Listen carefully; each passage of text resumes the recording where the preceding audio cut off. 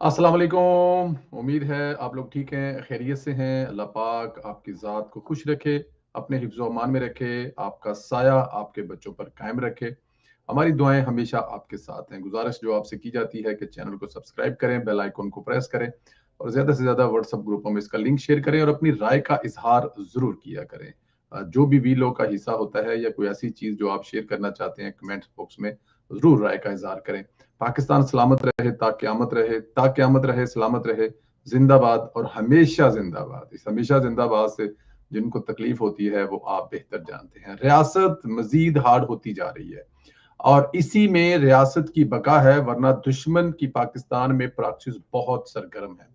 पाकिस्तान को in dollars खोर YouTuber ने बहुत नुकसान पहुंचाया और रियासत को खोखला करने की कोई कसर नहीं छोड़ी। लेकिन रियासत ने नरमी दिखाई थी, अब वो नहीं दिखाई जाएगी क्योंकि बहुत हो गया है। भारत से जंग में इन रियासत मुखालफ यूट्यूबरों ने बहुत गंदा किरदार अदा किया था। अब रियासत ने एक्शन ले लिया है। अदालत ने 27 मारूफ यूट्यूबर चैनल्स को ब्लॉक करने का हुक्म दिया है। इस्लामाबाद के जुडिशनल मजिस्ट्रेट इबाद शाह ने यूट्यूब चैनल ब्लॉक करने की वफाकी तहकीकाती अदारे FIA की दरखास्त पर समात की, सिलसिले में मुतलका अहकाम को अदालत में पेश हुए। समात के बाद अदालत ने यूट्यूब के ऑफिसर इंचार्ज को 27 जो है वो मारूफ यूट्यूब जो है वो चैनल ब्लॉक करने का हुक्म दिया है। अदालती हुक्मनामे में कहा गया है कि रियासत मुखालफ मवाद से मुतल्लक FIA ने 2 जून को इंक्वायरी शुरू की और FIA के शवाहिद से मुतमिन है और कानून के मुताबिक कार्रवाई कर सकते हैं। इमरान रियाज खान, मोईद पीरजादा, अहमद नूरानी, वजाहत सईद, साबिर शाकर, मतीउल्लाह जान, असतूर, सदीक जान और औरिया मकबूल जान समेत 27 पाकिस्तानियों को यूट्यूब बंद करने का हुक्म। यूट्यूब ने चैनल चलाने वाले पाकिस्तानियों को ईमेल के जरिए जवाब न देने पर वन साइड कार्रवाई करके चैनल बंद करने की वार्निंग दे दी है। सदीक जान समेत सबको वार्निंग पहुंच गई है। ये लोग अब कुछ नहीं कर पाएंगे क्योंकि इनके खिलाफ रियासत के पास वाजिया सबूत हैं, जिनको अदालतों ने भी इस बात को माना। देखें, एक बात जो जहन में रखनी चाहिए वो ये है कि किसी भी मुल्क में ऐसा नहीं होता कि आप मतलब दौराने जंग जब दुश्मन अपने अपने मुल्क में आपके जो भी मसाइल हैं, जिस तरह के भी हैं, बड़ी खूबसूरत बात मैं यहाँ पे कोट करता हूँ मोहतरमा रानी बेनजीर शहीद भुट्टो साहबा के हवाले से, उनके बेटे के हवाले से।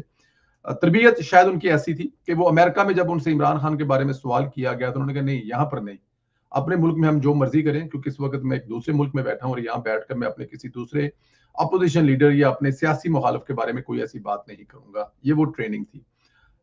लेकिन ये जो यूट्यूबर है, ये हालते जंग में भी, जिससे हमारी जंग थी, भारत से हमारी जंग थी, भारत को भी इन लोगों ने हमेशा ऊपर रखा।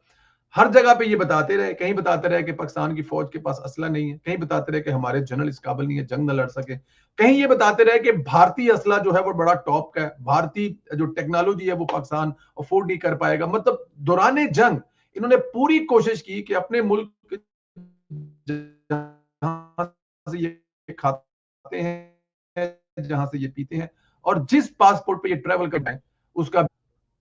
लेकिन इसी के बरक्स अगर फर्ज किया कि इमरान रियाज साहब इस वक्त यूके में है, वजाहत साहब जो है और मोईद पीरजादा अमेरिका में है, तो वो करें अमेरिका की हुकूमत के खिलाफ, अमेरिका की आर्मी के खिलाफ, अमेरिका की स्टैब्लिशमेंट के खिलाफ वहां बैठ के यूट्यूब के प्रोग्राम करें। मैं देखूं कितनी देर चलेंगे, वो नहीं चलेंगे।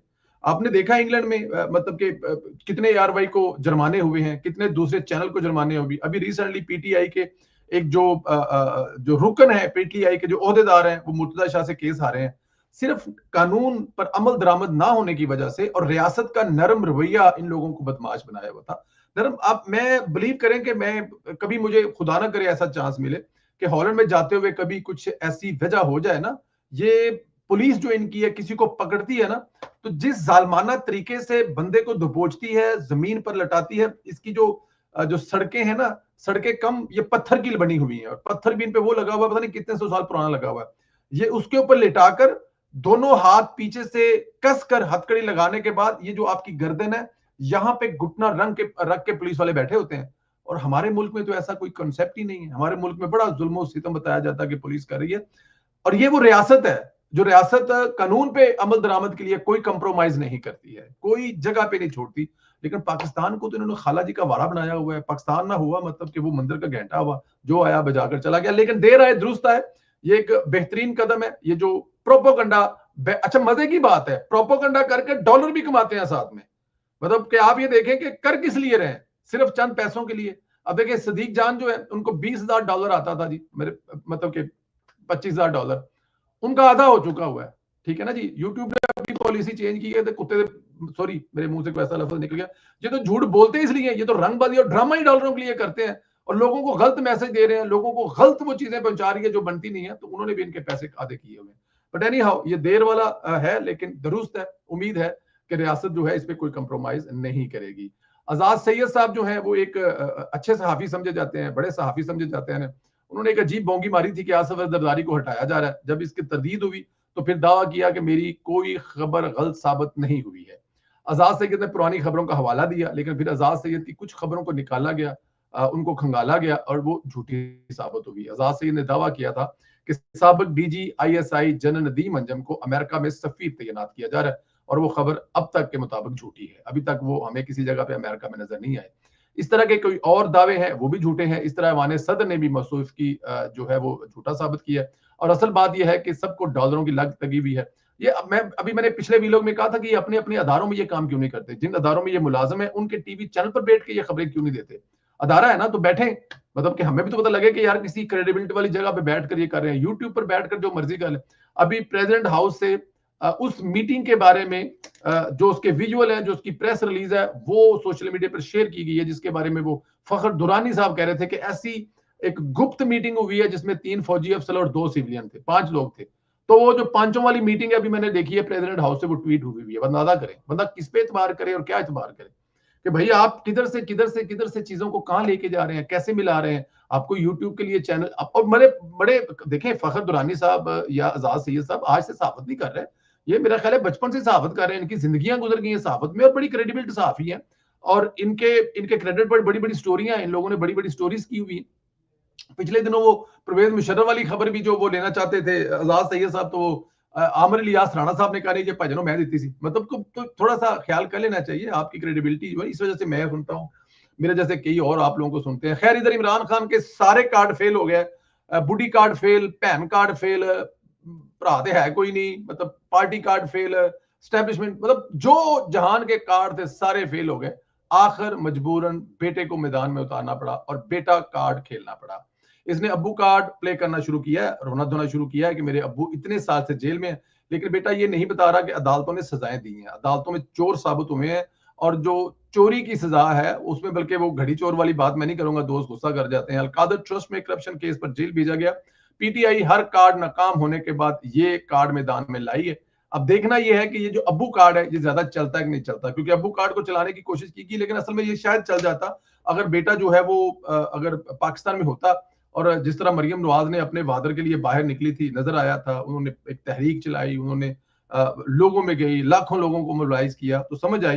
लेकिन यहाँ पर अमेरिका में, इंग्लैंड में बैठकर एक ट्वीट करने से अब्बू जो है वो रिलीज नहीं होंगे।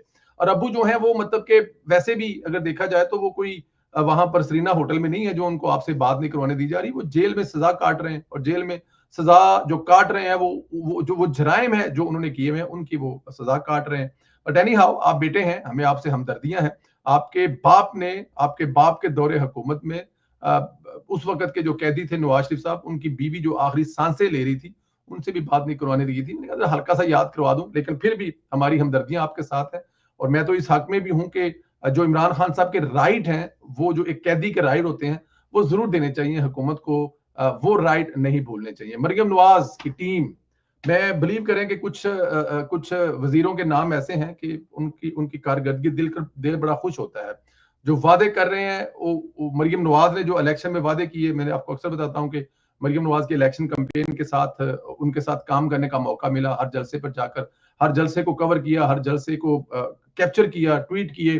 तो वो वादे मुझे सारे याद है, कहाँ कहाँ पे क्या क्या वादे किया। तो मरियम नवाज साहबा ने जिस तरह पिंडी में आज पिंडी वालों की जो आसानियों के लिए आज एक जो ब्रिज का, पुल का, अंडरपास का इफ्ताह किया है, तो वहां पे मुझे फिर याद आ रहा था कि यार क्या बात है, जो वादे किए हुए हैं, जहां जहां वादे किए हैं वो पूरे कर रहे हैं, जहां पे वादे नहीं किए वो भी पूरे कर रहे हैं। मरियम नवाज साहबा की टीम के नौजवान काबिल मुतहर्रक सिपाही लीडर अपनी लीडर के विजन की हकीकत में बदलने के लिए दिन रात मेहनत कर रहे हैं, पंजाब के लिए आसानियां पैदा कर रहे हैं।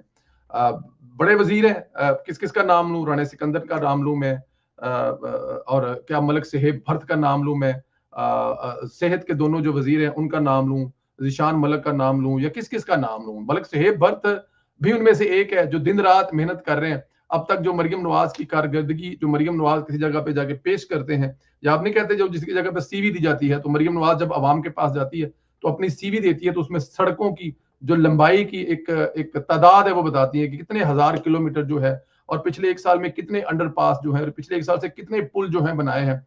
तो उनमें जो पूरी सीवी पेश करती हैं, तो उन पुलों को बनाने वाले, उन रस्तों को बनाने वाले, लोगों के लिए आसानियां पैदा करने वाले, उन सड़कों को कुशादा करने वाले, वो खड्डे सड़कों से खत्म कर कर कारपेट रोड बिछाने वाले जो हमारे दोस्त हैं, हमारे भाई हैं, वो मलिक सुहेब भट्ट साहब हैं, जो सुबह शाम मेहनत कर रहे हैं। मुझे वो दिन आज भी याद है, मलिक सुहेब भट्ट जब पहली दफा एमपी बने थे, हमने उनसे कुछ इंटरव्यू भी किए, तो वो उनकी उस वक्त नजर आता था कि ये नौजवान इतना काबिल है कि आगे जाएगा, इसको मौका मिलेगा तो ये अपनी काबिलियत साबित करेगा। तो दिल बड़ा खुश होता है मलिक सुहेब भट्ट साहब को काम करते हुए देखकर। आज उनका एक मैसेज वीडियो पैगाम भी था, वो जो पुल है, जो ब्रिज है, उसको बनाने के बाद, जो अंडरपास है वो बनाने के बाद दे रहे थे, और मुझे देखकर बड़ी खुशी हुई, मैंने ट्वीट भी की। तो मलिक साहब, अल्लाह पाक आपको सलामत रखे, खुश रखे, आप अपने लीडर के विजन को हकीकत में बदलने में उनके साथ कंधे से कंधा मिलाकर इस तरह खड़े रहें। हमारी दुआएं आपके साथ हैं। अल्लाह पाक आप लोगों को अपने हिफ्ज़-ओ-मान में रखे। आप लोगों का बहुत शुक्रिया। अपना ख्याल रखें, चैनल को ज्यादा सब्सक्राइब करें, बेल आइकन को प्रेस करें, और जो आपसे रिक्वेस्ट की जाती है कि वो कमेंट जरूर किया करें, राय का इजहार जरूर किया करें, कम से कम, और कुछ नहीं तो पाकिस्तान जिंदाबाद लिखना कभी भी ना भूला करें। बहुत शुक्रिया, ख्याल रखें, इजाजत दें, खुदा हाफिज।